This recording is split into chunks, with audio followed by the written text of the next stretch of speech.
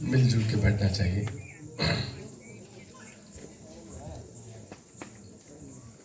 مل جل کے بیٹھنے کا تو زمانہ ختم ہی ہو گیا. اب مل جل کے بیٹھ بھی جائیں گے تو بھی موبائل ہے. اگر 4 آدمی بیٹھے ہوئے ہیں تو آج کل باتیں ختم ہو گئی.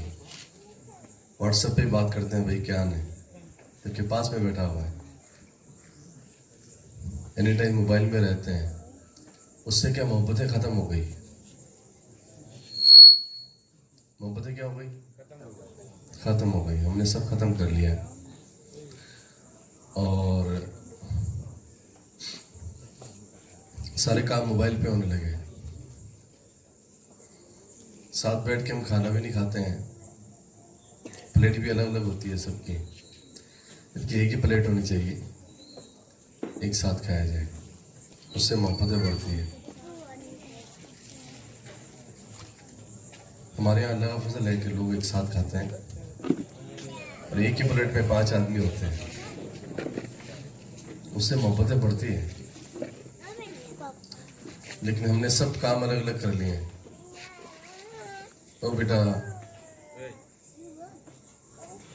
یہاں بیٹھ جاؤ، یہ کرسی خالی ہے تمہارے لیے.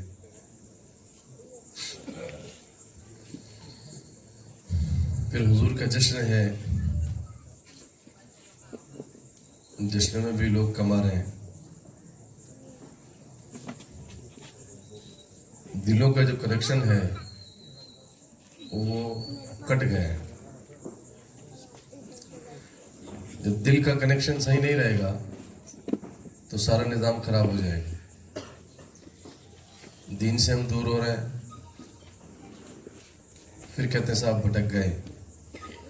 بھٹکیں گے اس لیے کہ ہم دین سے دور ہو گئے. پھر کیسا ہم مارے جا رہے ہیں. مریں گے بھی اس لیے کہ ہم نے دین کو چھوڑ دیا ہے. جمعہ میں اتنی بھیڑ ہو جاتی ہے کہ لوگ باہر بیچاروں کو لگانی پڑتی ہے دریا. ایسے ٹائم پہ جاؤ تو 4 آدمی ملیں گے. ایک مسجد میں گیا، وہاں مغرب میں، حافظ جی مغرب میں گیا میں، تو اسپیکر مائک میں نماز ہو رہی تھی. میں سمجھا بھائی پوری مسجد بھری ہوگی اس لیے مائک میں نماز ہو رہی ہے. باہر بھی آواز آ رہی تھی. لیکن جب اندر گیا نا حافظ جی، تو امام صاحب تیرے ایک مقتدی تھا. تھوڑا سا پیچھے کھڑا ہونا پڑتا ہے. جب 2 آدمی جماعت کرتے ہیں تو تھوڑا سا فاصلہ رہتا ہے.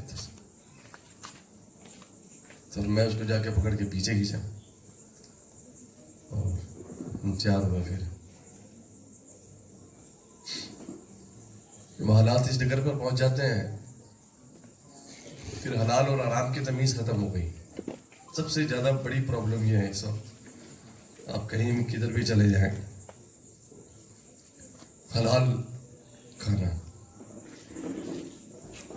اللہ ماشاء اللہ ہم کو پتہ ہی نہیں ہے کہ ہم حرام کھا رہے ہیں.